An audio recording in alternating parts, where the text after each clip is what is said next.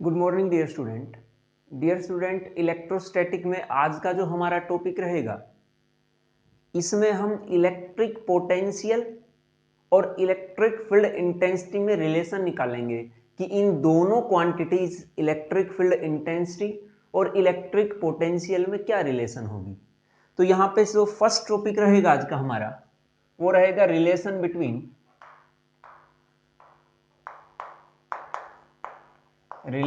Between electric field intensity and electric potential V। इन दोनों में हमें रिलेशन निकालनी है। ध्यान रखिए, E के ऊपर मैंने एरो लगाया है, तो E एक इलेक्ट्रिक फील्ड इंटेंसिटी है, मतलब ये एक वेक्टर क्वांटिटी होती है, इसीलिए हमने एरो लगाया। यहां मैंने कोई एरो नहीं लगाया, इसका मतलब इलेक्ट्रिक पोटेंशियल एक स्केलर क्वांटिटी होती है। तो यहां पे इन दोनों में रिलेशन हम कैसे निकालेंगे? मान लीजिए कि आपके पास दो इक्विपोटेंशियल सरफेसेस हैं। Let us consider two equipotential surfaces. Let us consider two equipotential surfaces A and B।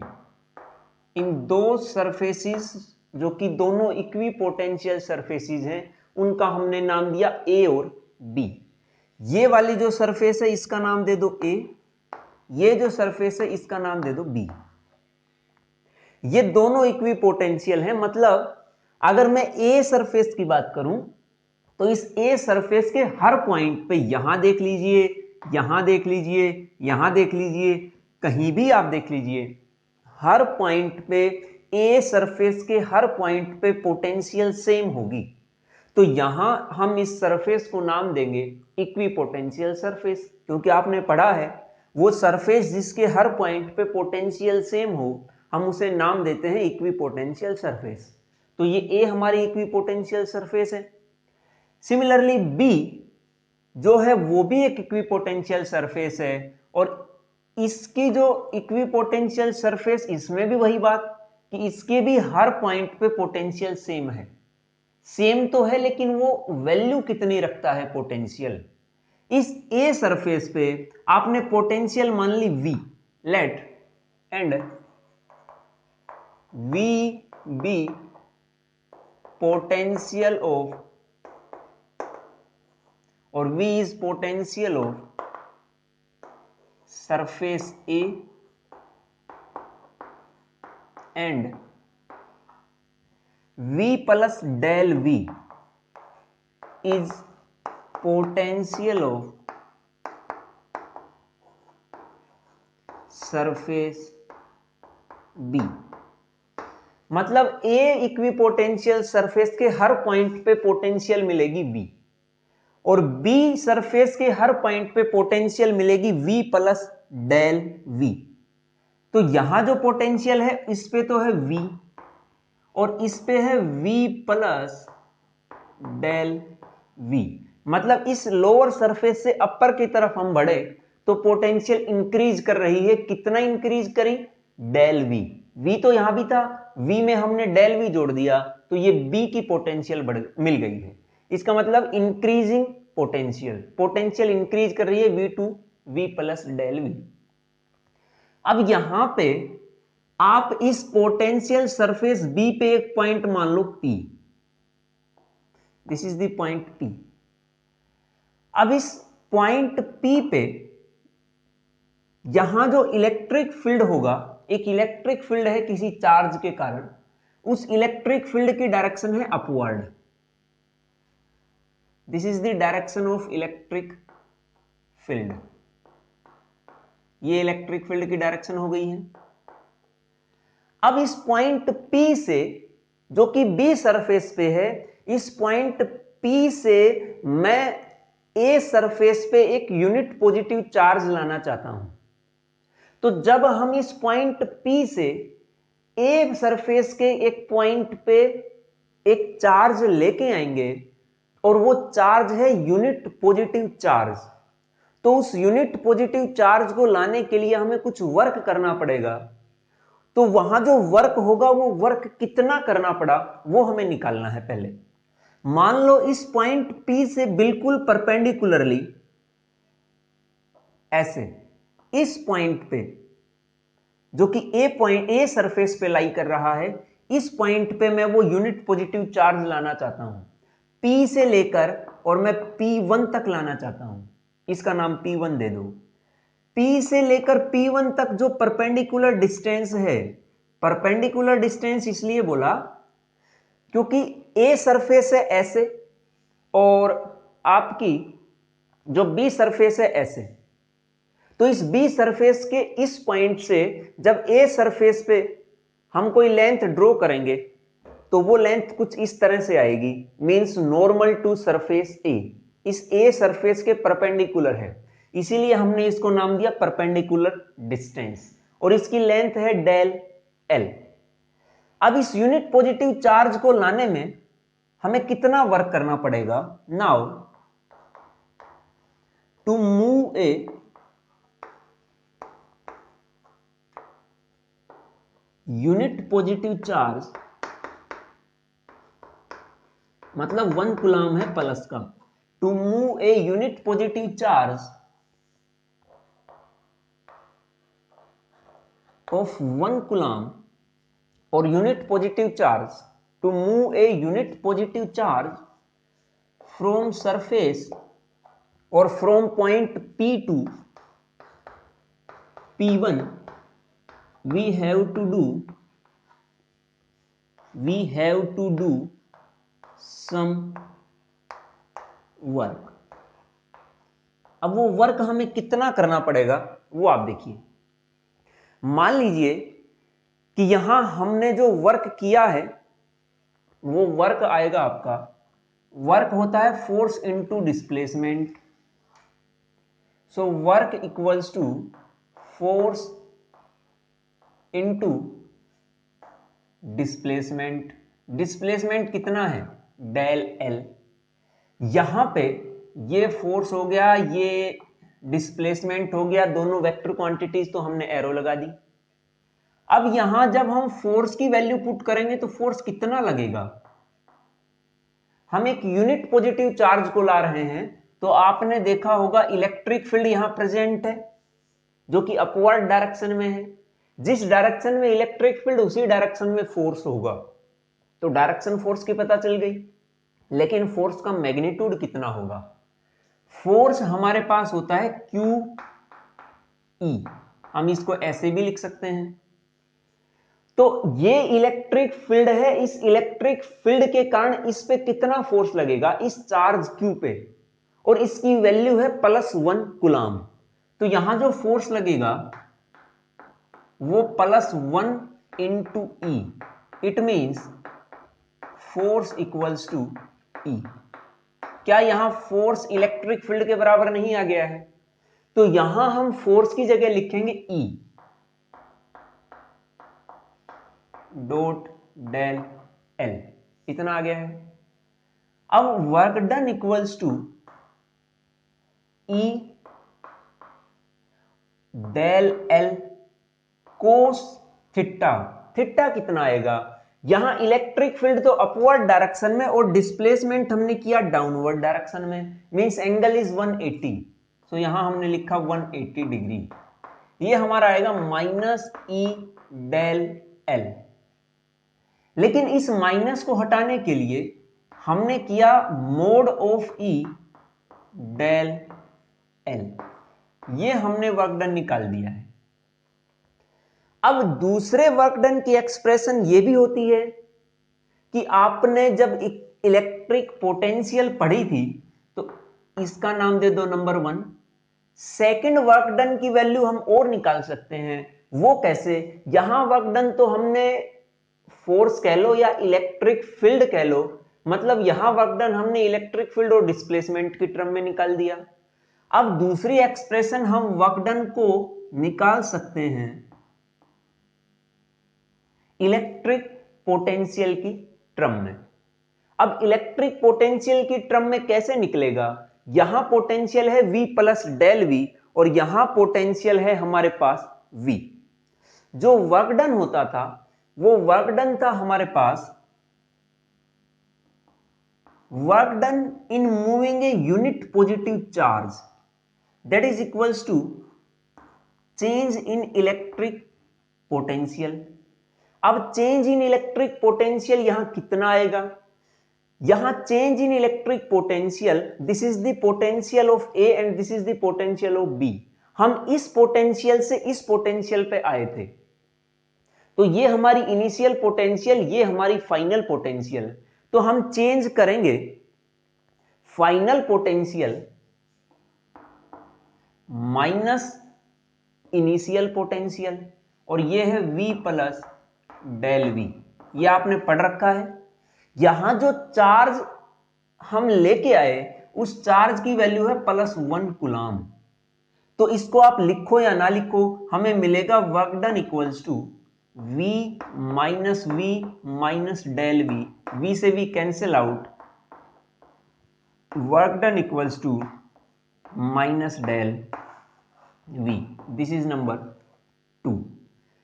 1 और 2 में आप देखिए दोनों की लेफ्ट हैंड साइड बराबर, तो हम इक्वेट करा सकते हैं और जब इक्वेट कराएंगे तो हमें मिलेगा equating first and second,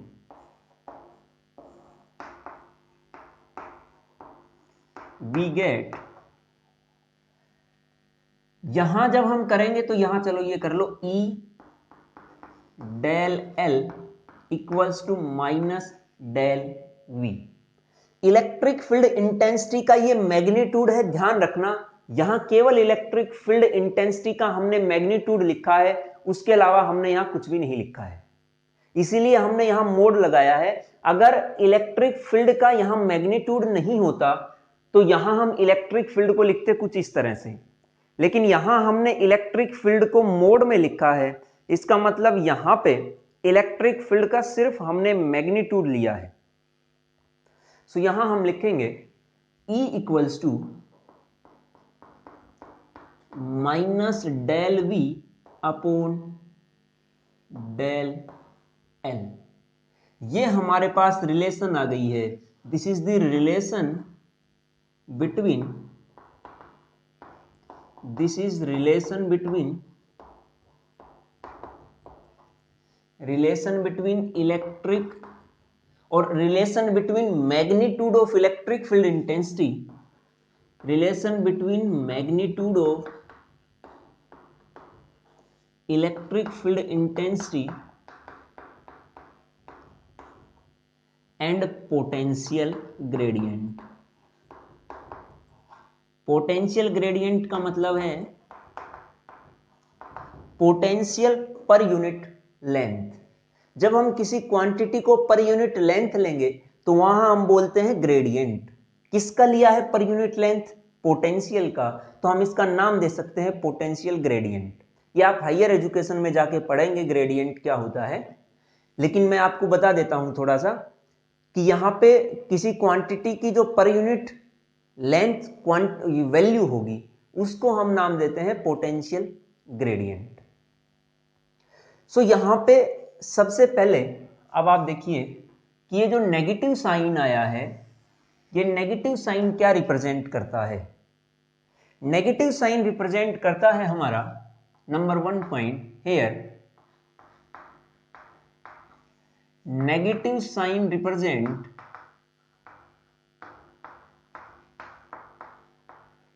here negative sign represents the direction of electric field intensity, or we can say the negative sign represents that direction of E is in the direction of decreasing potential, direction of decreasing potential. Electric field की direction उस तरफ होगी जिस तरफ potential decrease करेगा, in the direction of decreasing potential. Negative sign आपका ये represent करता है। उसके बाद सेकंड हम लिख सकते हैं that the magnitude of electric field intensity is defined as the rate of change of magnitude of potential, और यहां तो स्केलर क्वांटिटी है, तो यहां हमें मैग्नीट्यूड बोलने की जरूरत ही नहीं है। यहां हम लिखेंगे that electric field intensity is given by change in magnitude of potential per unit displacement. So ये जो क्वांटिटी आई है, ये magnitude of electric field intensity, ये किसके बराबर है? ये है change in magnitude of potential per unit displacement. तो यहां हम लिखेंगे इलेक्ट्रिक फील्ड इंटेंसिटी E और magnitude of E is given bye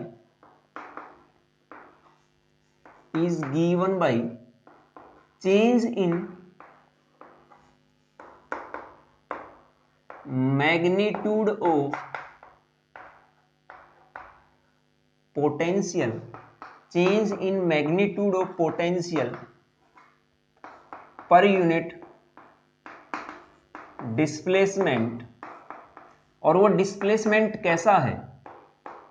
वो डिस्प्लेसमेंट नॉर्मल था इस सरफेस के, तो हम लिखेंगे per unit displacement normal to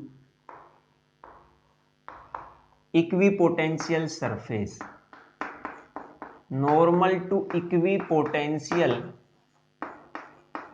surface.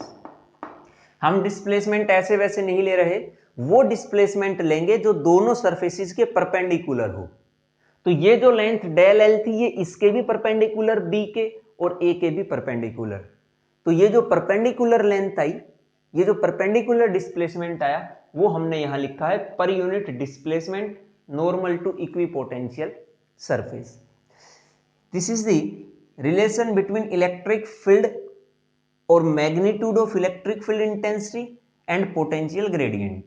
यहां से हम ये देख सकते हैं, मैंने ये कहा था कि इक्विपोटेंशियल सरफेसेस वहां क्लोज होंगी जहां पे इलेक्ट्रिक फील्ड ज्यादा होगा, और वहां पे फार होंगी, एक दूसरे से दूर होंगी जहां पे इलेक्ट्रिक फील्ड की वैल्यू कम होगी।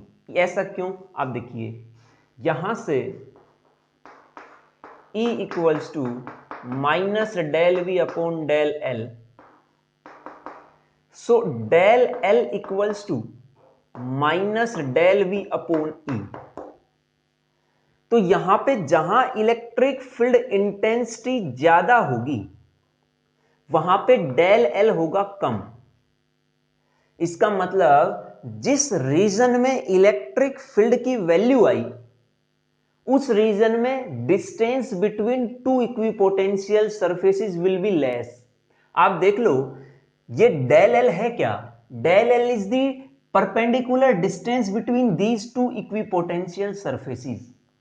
अगर इलेक्ट्रिक फील्ड की वैल्यू ज्यादा करते जाएं, बढ़ाते जाएं, तो ये जो डिस्टेंस था दो इक्विपोटेंशियल सरफेसेस के बीच, वो कम होता हुआ जाएगा। इसका मतलब आपस में इक्विपोटेंशियल सरफेस क्लोज आएंगी, एक दूसरे के क्लोजली स्पेस्ड होंगी। और यही बात हमने कही थी कि जिस रीजन में इलेक्ट्रिक फील्ड ज्यादा, उसमें इक्विपोटेंशियल सरफेसेस क्लोजली स्पेस्ड होंगी, मतलब नजदीक नजदीक होंगी। और जहां पे इलेक्ट्रिक फील्ड की वैल्यू कम, वहां पे डेल एल की वैल्यू ज्यादा, मतलब दो सरफेसेस के बीच डिस्टेंस ज्यादा। तो जहां इलेक्ट्रिक फील्ड कम होगा, वहां इक्विपोटेंशियल सरफेसेस एक दूसरे से दूर होंगी, थोड़ी ज्यादा डिस्टेंस पे होंगी। और ऐसे ही हमने वहां ड्रॉ किया था, तो आप वो रिजल्ट यहां से देख सकते हैं। ये था आपका relation between electric field and electric potential. अब हम निकालते हैं electric potential energy, electric potential energy of A system of charge, of A system of charge. एक सिस्टम है जिसमें बहुत सारे चार्जेस हैं, तो अब की बार हमें इलेक्ट्रिक पोटेंशियल एनर्जी निकालनी है। एक ऐसे ही सिस्टम में जिसमें बहुत ज्यादा चार्जेस हों, उसके लिए हमने इलेक्ट्रिक फील्ड भी निकाल रखा है और इलेक्ट्रिक पोटेंशियल भी, लेकिन यहां हम इलेक्ट्रिक पोटेंशियल एनर्जी निकालेंगे। कैसे? भाई मान लो कि आप एक सिस्टम बनाना चाहते हैं जिस सिस्टम में 4 चार्जेस हैं। तो यहां पे एक सिस्टम है, मान लो कि हमें 4 चार्जेस को एक जगह पे असेंबल करना है, इकट्ठा करना है एक जगह पे, एक सिस्टम में लाके रखना है 4 चार्जेस को। तो जब उन चार्जेस को आप लेके आओगे तो वहां उन चार्जेस को लाने में आपको किसी फोर्स के अगेंस्ट वर्क करना पड़ा, तो वो वर्क इलेक्ट्रिक पोटेंशियल एनर्जी की फॉर्म में स्टोर होगा। लेकिन अगर वर्क नहीं करना पड़ा किसी फोर्स के अगेंस्ट, तो वहां कोई भी पोटेंशियल एनर्जी स्टोर नहीं होगी। बस इस चीज को ध्यान रखिए। मान लो सबसे पहले आप एक चार्ज लिया Q1 और उस चार्ज Q1 को आप लेके आए। एक Q1 चार्ज को लेके आ रहे हैं इन्फिनिटी से। जब आप उसको इन्फिनिटी पे लेके आएंगे तो आप मुझे बताइए कि क्या यहां कोई और दूसरा चार्ज आपको दिख रहा है? नहीं। क्या यहां कोई इलेक्ट्रिक फील्ड है? नहीं। तो यहां कुछ भी नहीं है, फोर्स लगेगा कैसे उस चार्ज Q1 पे? तो हमें वहां से यहां तक लाने में किसी भी फोर्स के अगेंस्ट कोई वर्क करना नहीं पड़ेगा। तो इस फर्स्ट चार्ज की जो पोटेंशियल एनर्जी आई वो आई 0, और हमने उसका नाम दे दिया है Q1। यहां लाके हमने इस चार्ज Q1 को रखा। अब हम एक दूसरे चार्ज को लेके आएंगे, और उस दूसरे चार्ज को जब हम लेके आएंगे तो यहां पे उसका नाम दे दो आप Q2, और उस Q2 को हम लेके आए और हमने उसको रखा यहां पे Q2।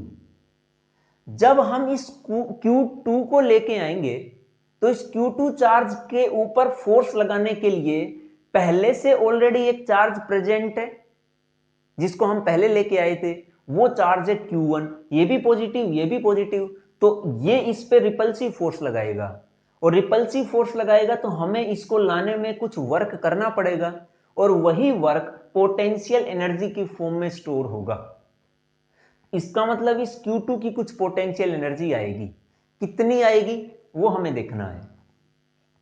यहां पे इन दोनों के बीच डिस्टेंस कितनी है, ये यहां रखा है। ये मान लो ये Q1 है यहां पे, और यहां है Q2। इन दोनों के बीच डिस्टेंस का नाम दो आप R1P।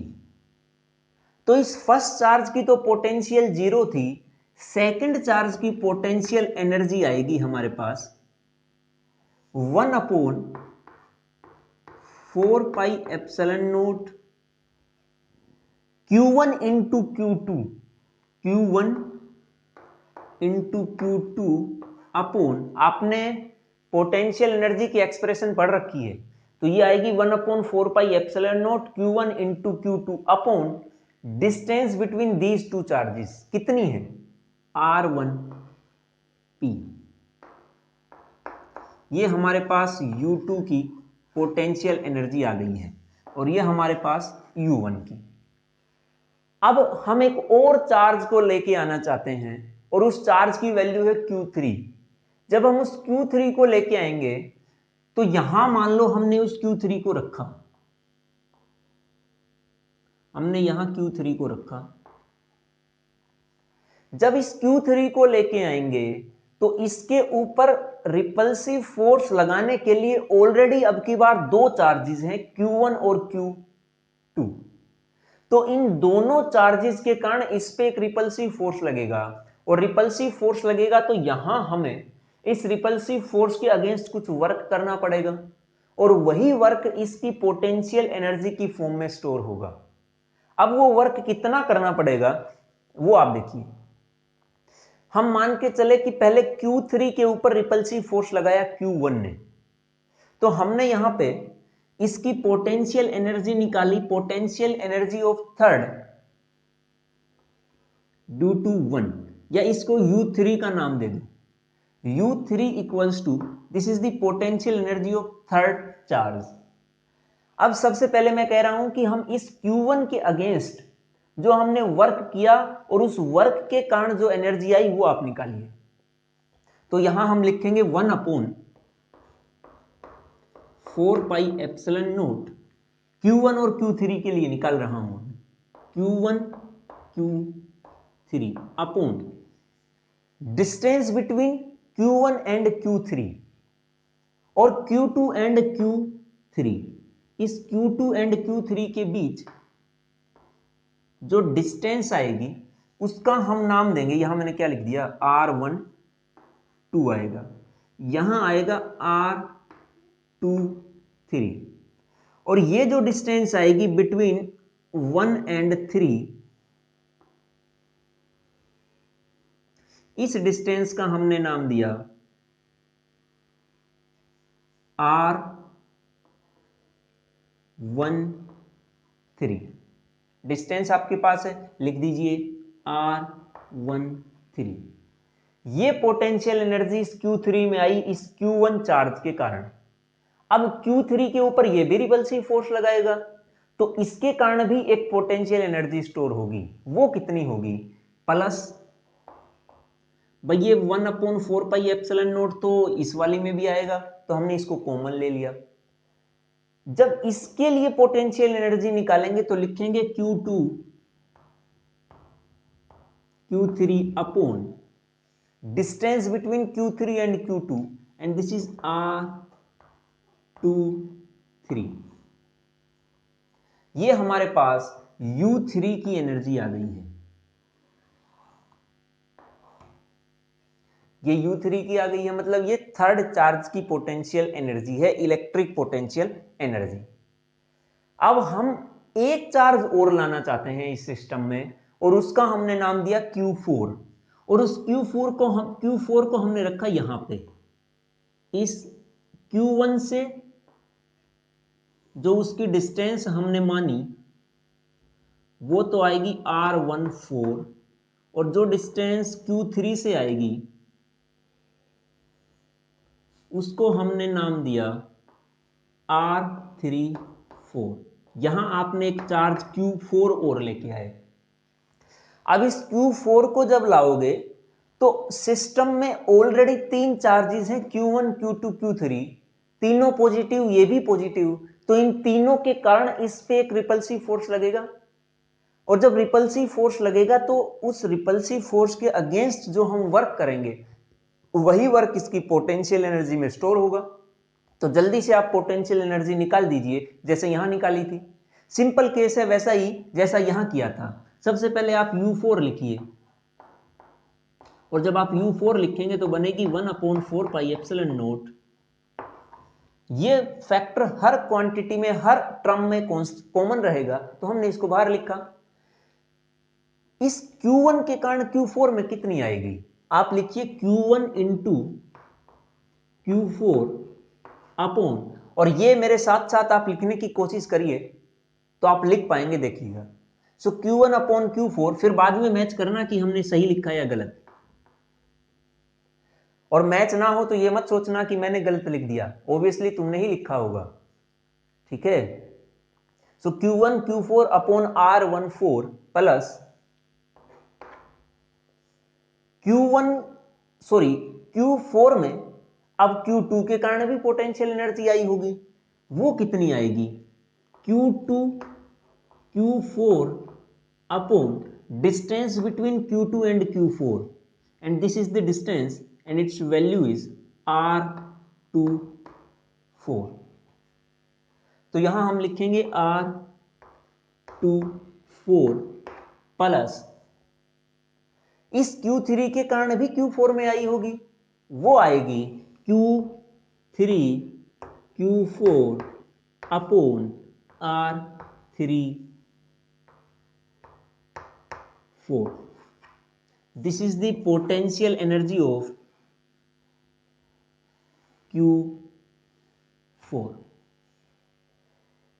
ये U1 की, ये सेकंड चार्ज की, ये थर्ड चार्ज की, ये फोर्थ चार्ज की, सिस्टम में 4 चार्जेस थे, चारों चार्जेस की हमने पोटेंशियल एनर्जी अलग अलग निकाल दी। अगर पूरे सिस्टम की पूछ ली जाए तो सबकी एनर्जी को आप सम करिए, हमें टोटल पोटेंशियल एनर्जी की वैल्यू मिलेगी। सो इस तरह से आप किसी सिस्टम की इलेक्ट्रिक पोटेंशियल एनर्जी निकाल सकते हैं। यहां आपने पोटेंशियल एनर्जी कब निकाली? जब आपने वर्क किया किसके अगेंस्ट? एक चार्ज के अगेंस्ट। मतलब यहां हमने चार्ज रखा था, उस चार्ज के अगेंस्ट हमने वर्क किया और वो पोटेंशियल एनर्जी की फॉर्म में स्टोर हो गया है। अब जो एक्सप्रेशन हम करेंगे, अब यहां इसमें हम जो पोटेंशियल एनर्जी की एक्सप्रेशन हमने निकाल ली, उसमें आप देखिए सबसे पहले U1 तो 0 था, उसका तो कोई चक्कर नहीं है, U2 को आप उठाइए। जो U2 हमने लिखा है वो U2 लिखा है, U2 equals to 1/4πε0 Q1 Q2 upon R1P। अब क्या मैं इस U2 को, जो कि पोटेंशियल एनर्जी थी, उस पोटेंशियल एनर्जी को मैं इलेक्ट्रिक पोटेंशियल और चार्ज के टर्म्स में रिप्रेजेंट करना चाहता हूं। वो कैसे करेंगे? यहां पे आप देखिए, क्या इस 1/4πε0 को इंटू Q1/R1P को मैं ब्रैकेट में बंद कर दूं और बाहर रख दूं Q2। ये जो क्वांटिटी है, ये जो एक्सप्रेशन है, ये कुछ ऐसी ही एक्सप्रेशन नहीं है जैसी आपने इलेक्ट्रिक पोटेंशियल की एक्सप्रेशन पढ़ी थी। आपने इलेक्ट्रिक पोटेंशियल की एक्सप्रेशन पढ़ी होगी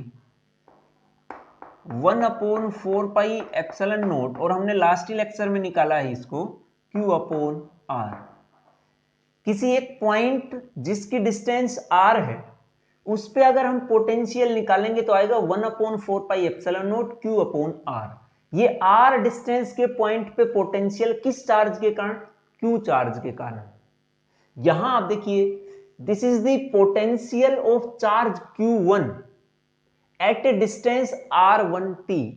कहने का मतलब इस Q1 के कारण जो इलेक्ट्रिक पोटेंशियल थी R12 डिस्टेंस पे, मतलब इस पॉइंट पे जो पोटेंशियल थी, उस पोटेंशियल की एक्सप्रेशन है 1/4πε0 Q1/R1P और साथ में ये Q2। तो ये जो ब्रैकेट के अंदर टर्म है, क्या मैं इसको नाम V नाम नहीं दे सकता? This is the potential of first charge और साथ में Q2। तो यहां हम लिखेंगे U2 equals to Q2 into V1। सो यहां पे हमने पोटेंशियल एनर्जी को इलेक्ट्रिक पोटेंशियल और चार्ज की टर्म में एक्सप्रेस कर दिया। अब मैं U3 को और कर रहा हूं, U4 को आप खुद करके देखें। U3 है हमारे पास 1/4πε0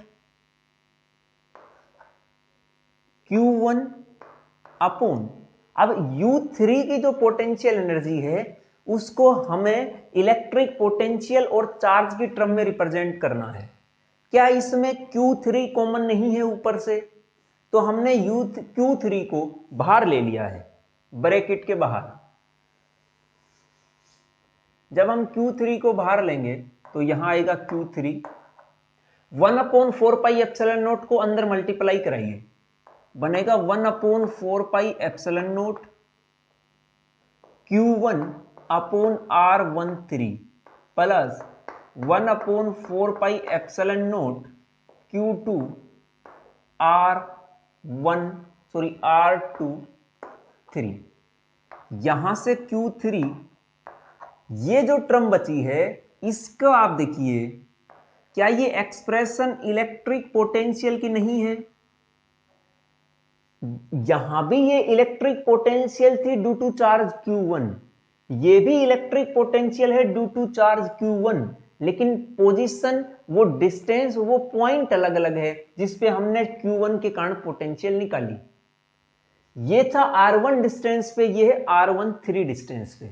मतलब Q1 से लेकर यहां तक जो डिस्टेंस है, इस पॉइंट पे जो पोटेंशियल आई है उसको हमने नाम दिया ये 1/4πε0 Q1 R1 3, और यहां हमने इसको बोल दिया V1 प्लस ये किसकी है, ये सेकंड चार्ज की है पोटेंशियल R2 3 डिस्टेंस पे, मतलब इस डिस्टेंस पे, इस पॉइंट पे। तो यहां हम इसको नाम देंगे V2। ये आएगा Q3 V1 plus Q3 V2। ये हमने पोटेंशियल एनर्जी, थर्ड चार्ज की पोटेंशियल एनर्जी को चार्ज और इलेक्ट्रिक पोटेंशियल की टर्म में एक्सप्रेस कर दिया है। अगर जनरलाइज केस करें, या हम ये मान लें कि यहां जो चार्ज हम लेके आए Q1 Q2 Q3, अब की बार ये मानिए, let us consider we want to bring a, क्या लिख दिया, we want to bring A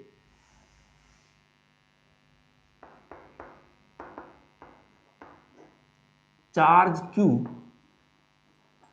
we want to bring a charge Q in the region of electric potential V। एक रीजन है जिसमें इलेक्ट्रिक पोटेंशियल है V, उस पूरे reason में हर पॉइंट पे पोटेंशियल V है, और उस रीजन में किसी भी पॉइंट पे आप एक चार्ज Q को लाना चाहते हैं इन्फिनिटी से, तो हमें कितना वर्क करना पड़ेगा। अब यहां पे जो पोटेंशियल आएगी U इक्वल्स टू, इनको देखकर आप देखिए, जब हम Q2 को लेके आए इस पोटेंशियल में तो ये एनर्जी बनी Q2 की, जब हम Q3 को लेके आए इन पोटेंशियल में तो हमें एनर्जी मिली U3 की, जब हम Q को लेके आएंगे इस पोटेंशियल में तो हमें एनर्जी मिलेगी Q की। तो यहां हम लिखेंगे Q इंटू पोटेंशियल है V, this is the potential energy of charge Q। इस तरह से हम electric potential energy, electric charge और इलेक्ट्रिक पोटेंशियल में रिलेशन निकाल सकते हैं। जो यूनिट होती हैं इस पोटेंशियल एनर्जी की, वो होती है जूल। जूल इसकी एनर्जी की यूनिट होगी, वो एनर्जी कोई सी भी हो, आपको पता है हर एनर्जी की यूनिट जूल में मेजर करते हैं। यहां बस इलेक्ट्रिक पोटेंशियल एनर्जी, तो यूनिट उसकी भी क्या रहेगी, जूल ही। 1 जूल की अगर हम डेफिनेशन दे कि 1 जूल क्या होगा, तो 1 joule is the energy stored in moving a charge of 1 coulomb through a potential difference of 1 volt। 1 joule कब आएगी, आप देखिए 1 joule equals to 1 coulomb, charge को हम कूलम्ब में लिखते हैं तो 1 कूलम्ब इनटू इस पोटेंशियल डिफरेंस, इस इलेक्ट्रिक पोटेंशियल की यूनिट होती है volt. So 1 joule is the energy required to bring a charge of 1 coulomb in the region of electric potential 1 volt। एक 1 वोल्ट के इलेक्ट्रिक पोटेंशियल के रीजन में 1 कूलम्ब चार्ज को लाने में कितनी एनर्जी चाहिएगी, 1 जूल। तो ये यूनिट हो गई है। एक और यूनिट हम यूज करते हैं इसमें, वो यूनिट होती है इलेक्ट्रॉन वोल्ट।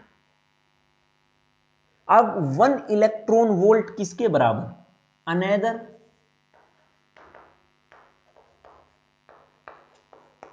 कन्वीनियंट, इसकी स्पेलिंग चलो, another unit of electric potential energy, ये आएगी हमारे पास इलेक्ट्रॉन वोल्ट। अब 1 इलेक्ट्रॉन वोल्ट किसके बराबर, 1 इलेक्ट्रॉन, इलेक्ट्रॉन जो है E, उसकी वैल्यू कितनी होती है, this is the smallest unit of charge, ये आपने पढ़ रखी है, और उसकी वैल्यू होती है 1.6 इंटू 10⁻⁻19। इलेक्ट्रॉन के ऊपर चार्ज होता है 1.6 इंटू 10⁻⁻19 कूलम्ब, इंटू साथ में क्या बच गया है, वोल्ट। तो यहां 1.6 देखो, एक यूनिट थी जूल, दूसरी यूनिट है इलेक्ट्रॉन वोल्ट। इस इलेक्ट्रॉन वोल्ट और जूल में कुछ रिलेशन भी होगी। दोनों में क्या रिलेशन है वो रिलेशन हम निकाल रहे हैं। ये दूसरी यूनिट थी इलेक्ट्रॉन वोल्ट, इसको पूरा नाम मैं लिख देता हूं, इलेक्ट्रॉन वोल्ट। अब इस इलेक्ट्रॉन वोल्ट और जूल में रिलेशन क्या है वो देखिए। यहां तक हम पहुंच गए हैं। इस कूलाम इनटू वोल्ट ये किसके बराबर होगा भाई? कूलाम इनटू वोल्ट किसके बराबर था? जूल के। तो क्या मैं इसकी जगह जूल नहीं लिख सकता? तो यहां आएगा 1.6 इंटू 10⁻⁻19 जूल।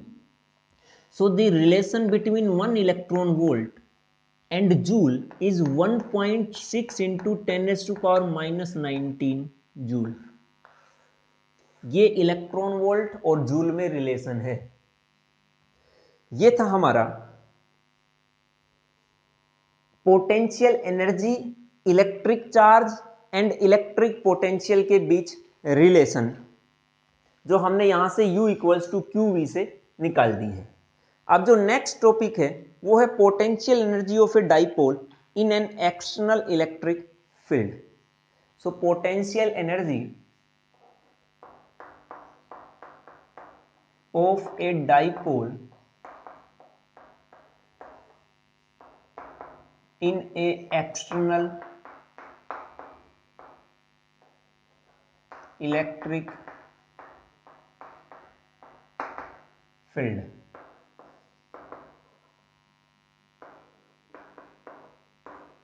अब वो कितनी एनर्जी होगी वो हमें निकालनी है।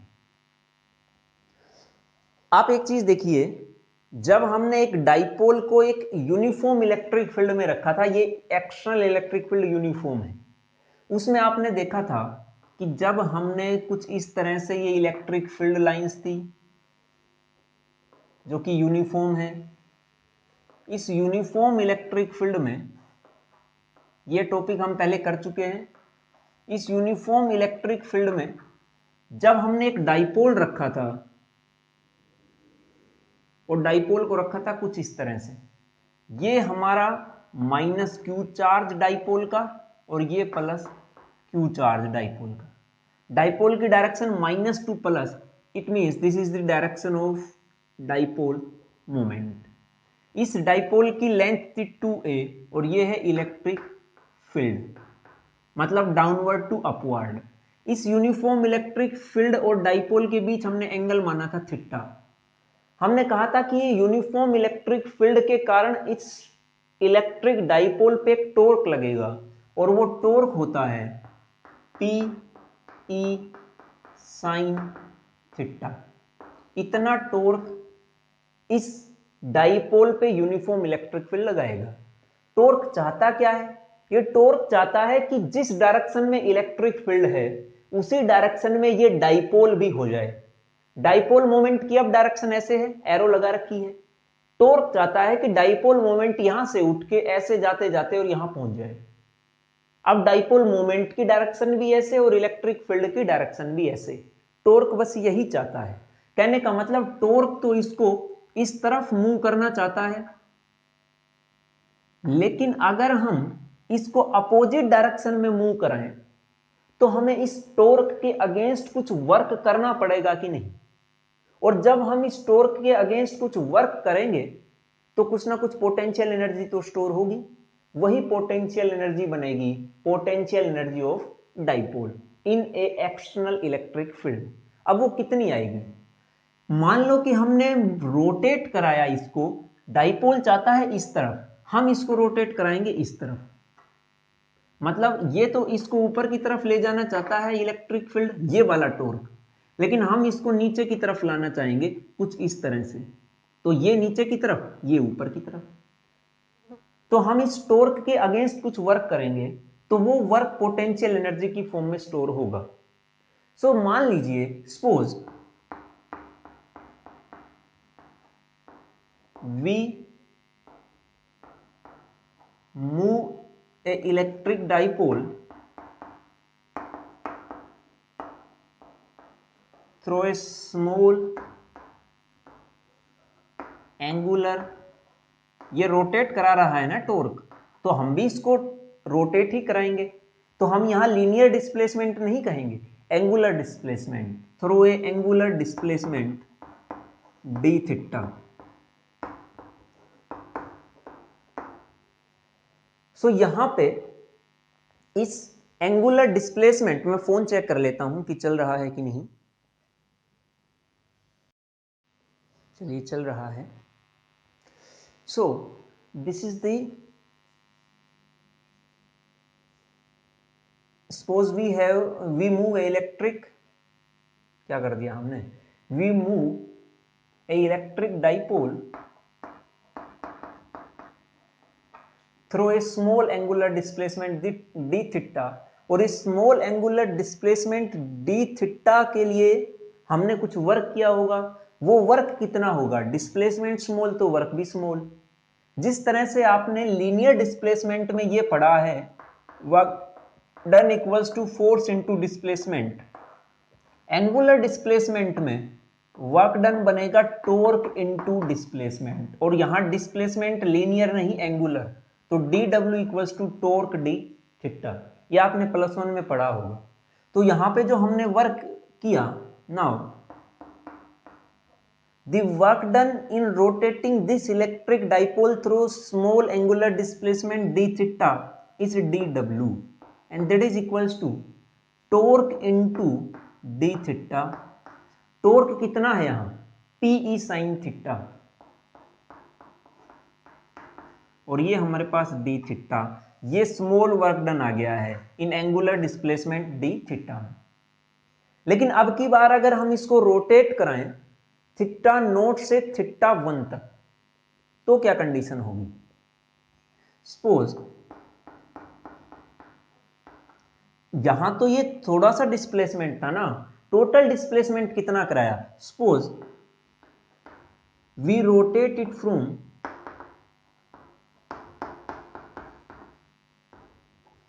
थीटा नोट टू थीटा 1, इतना टोटल एंगुलर डिस्प्लेसमेंट हमने कराया।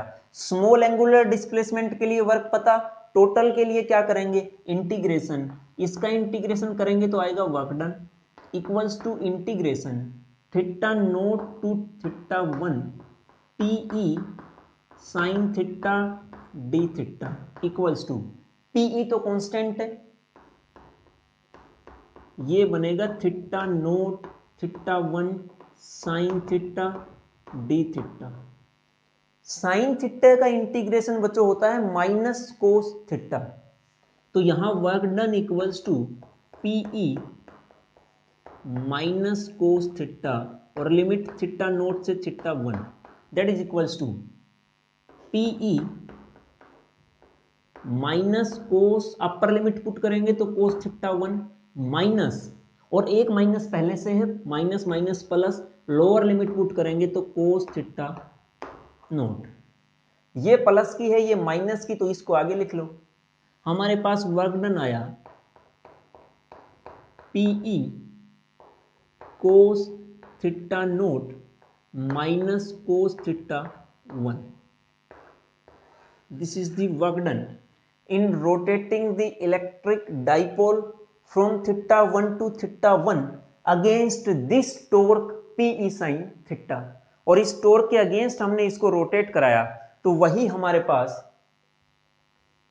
पोटेंशियल एनर्जी की फॉर्म में स्टोर हुआ। अब यहां पे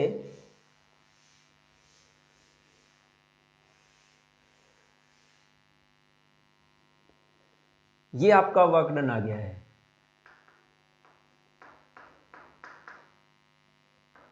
अगर मैं आपसे ये कहूं कि इनिशियली,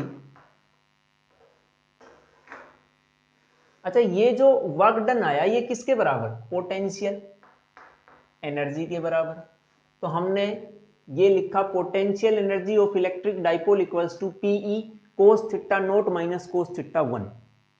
लेकिन आप ये देखिए, ये जो पोटेंशियल एनर्जी आई है ये तो थीटा 1 से थीटा नोट के बीच रोटेशन हुआ तब आई है। किसी एक पर्टिकुलर एंगल पे अगर मैं पोटेंशियल एनर्जी निकालना चाहूं तो क्या होगा, जैसे यहां हमने पर्टिकुलर पोजीशन पे पोटेंशियल एनर्जी भी निकाली थी और एक पर्टिकुलर पॉइंट पे इलेक्ट्रिक पोटेंशियल भी निकाली थी, यहां हम लीनियर डिस्प्लेसमेंट नहीं, पोजीशन नहीं, एंगुलर पोजीशन, एंगुलर डिस्प्लेसमेंट की बात करेंगे। तो यहां थीटा, तो मैं कहूंगा कि किसी पर्टिकुलर एंगल पे अगर हमें एनर्जी निकालनी हो तो क्या करेंगे। हमें यह पता है कि पोटेंशियल एनर्जी सिग्निफिकेंट होती है दो पॉइंट्स के बीच, लेकिन हम तो चाहते हैं कि एक पॉइंट पे बताई जाए। तो जहां एक पॉइंट पे बताने के लिए हम क्या करेंगे, दूसरे पॉइंट के लिए पोटेंशियल एनर्जी जीरो मान लेंगे। जीरो कब होगी दूसरे पॉइंट पे, अगर हम ये कह दें इफ, ये केस देख लो, if initially theta naught is the initial angle, if initially theta note equals to 90 degree and final theta 1 equals to theta. पहले जो डाइपोल था वो इलेक्ट्रिक फील्ड के परपेंडिकुलर रखा है कुछ ऐसे, यहां एंगल इलेक्ट्रिक फील्ड इस तरफ और ये डाइपोल इस तरफ, दोनों में एंगल 90 ऐसे रखा होगा। तो इनिशियली एनर्जी कितनी मिलेगी, इनिशियल एनर्जी थीटा नोट की जगह आप पुट करेंगे u equals to p E, theta not initial angle था, अब की बार एंगल 90, कोस 90 0 माइनस थीटा 1 की जगह final angle theta that is equals to cos theta, और ये हमारे पास आ गया u equals to minus p E cos theta. This is the expression for potential energy at a certain angle theta. इस तरह से आप निकाल पाएंगे। सेकंड केस और मान लीजिए, अगर इनिशियली अब की बार तो परपेंडिकुलर था, अगर ऐसी कंडीशन हो कि ये हो ही पैरेलल, मतलब इलेक्ट्रिक फील्ड भी इस तरह से और ये डाइपोल भी इस तरह से, इसका मतलब इनिशियली एंगल कितना आया, if theta note equals to 0 degree and theta 1 equals to theta, then u equals to p E, theta not की जगह 0 डिग्री कोस 0 1 माइनस यहां थीटा 1 की जगह थीटा, तो ये हमारे पास बनेगा cos theta. This is the potential energy in this case, this is the potential energy in this case. ये थी आपकी पोटेंशियल एनर्जी एक डाइपोल की जब वो एक इलेक्ट्रिक फील्ड में रखा हो, और कैसा इलेक्ट्रिक फील्ड है, यूनिफॉर्म इलेक्ट्रिक फील्ड है। सो ये था आज का हमारा टॉपिक। हम अब तक इलेक्ट्रिक पोटेंशियल एनर्जी को पढ़ चुके हैं। ये हमारा लास्ट टॉपिक था पोटेंशियल एनर्जी और पोटेंशियल के ऊपर। नेक्स्ट लेक्चर से हम कैपेसिटर की बात करेंगे। सो जब तक इसको अच्छे से करिए, मिलते हैं नेक्स्ट लेक्चर में। Thank you.